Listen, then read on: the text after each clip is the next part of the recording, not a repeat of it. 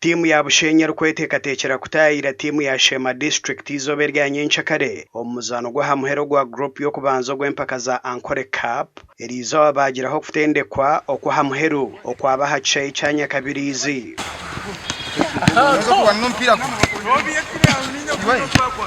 omutendeki wa timu VRB no mugisha na captain wa timu Sierra Argumaho bayoreko kubetegurire kimwe okwihobonero ahari timu ya Shema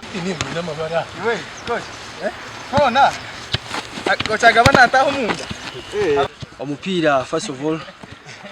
twetebekanisizeje tulije tutine mu injuries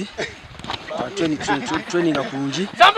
tukulebesho bezo twakoziro mu last game tukuzana ntungamo so tukoraho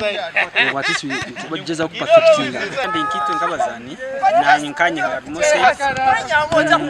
edition yakukasinga ku bantu twachiko edition wanga edition za twakatiye chiko kukaza kwa final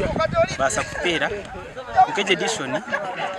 ya kushambira chikoko ogunugwije kubagurwa umurundo gwa kana Bushenyi rukuritana na timu ya Shema omumpaka za Ankole Cup aho muzano gwabandize Sheme kagutura Bushenyi gorisha to haryemwe kandi muzano go kugarukana tugurahwire bwanyuma ya timu zombiri kuremerwa kwikirizana omuzano nuko kutoroga kandi omuzano guhererukire ogwigwire hempakezi timu zombi zikagwa makazi bosha habundi omuzano gwabiro muri Bushenyi